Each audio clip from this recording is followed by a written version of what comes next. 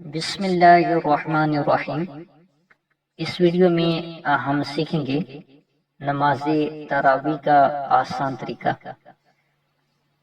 وقت: نماز تراویح رمضان المبارک میں عشاء کی نماز پڑھنے کے بعد یہ پڑھی جاتی ہے۔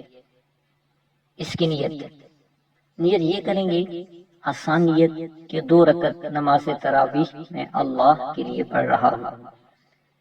پڑھنے کا میتھڈ: یہ 2 رکعت پڑھی جاتی ہیں جیسے ہم عموماً 2 رکعت نماز پڑھتے ہیں۔ نیت کے بعد اللہ اکبر کہہ کر ہاتھ کلوز کر لیں، ثنا پڑھیں یعنی سبحانک اللہم، تعوذ اور تسمیہ پڑھیں اعوذ باللہ اور بسم اللہ۔ اس کے بعد سورۃ الفاتحہ پڑھیں الحمدللہ رب العالمین، یہ کمپلیٹ، اور کوئی بھی سورہ ملا لیں یہاں پر، سورۃ الاخلاص، قل هو اللہ احد۔ پھر اللہ اکبر کہتے ہوئے رکوع کریں، رکوع کے بعد اٹھیں سمیع اللہ لمن حمدہ ربنا لک الحمد۔ پھر اللہ اکبر کہتے ہوئے پہلا سجدہ کریں، سجدے کی تسبیحات پڑھیں سبحان ربی الاعلی۔ پھر دوسرے سجدہ کریں، یہ 1 رکعت کمپلیٹ ہوگی۔ پھر اللہ اکبر کہتے ہوئے دوسری رکعت کے لیے کھڑے ہو جائیں، تسمیہ پڑھیں یعنی بسم اللہ الرحمن الرحیم۔ پھر سورۃ الفاتحہ پڑھیں یعنی الحمدللہ رب العالمین۔ پھر کوئی بھی سورہ ایڈ کر لیں، سورۃ الاخلاص کر لیتے ہیں، قل هو اللہ احد۔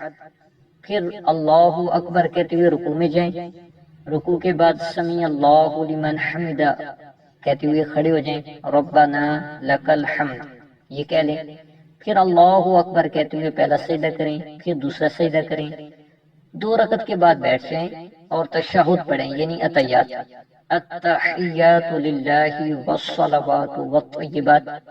پھر درود شریف پڑھیں، دعا پڑھیں اور سلام پھیر دیں۔ یہ 2 رکعت آپ کی کمپلیٹ ہو گئی۔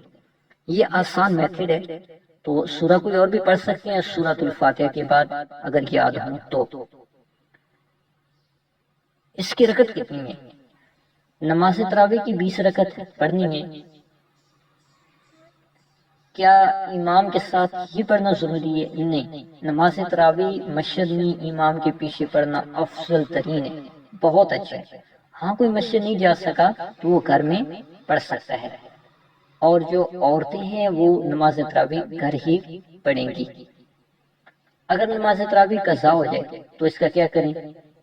قضا ہو جائے تو یہ اس کی قضا نہیں پڑھی جاتی، اور اس کا جو وقت ہے وہ عشاء کی نماز کے بعد فجر کا ٹائم سٹارٹ ہونے یعنی روزہ بند ہونے سے پہلے ہے۔ یعنی اگر کسی نے عشاء کے بعد نہیں پڑھی تو آدھی رات یا سو کر اٹھ کر بھی وہ نماز تراویح پڑھ سکتا ہے۔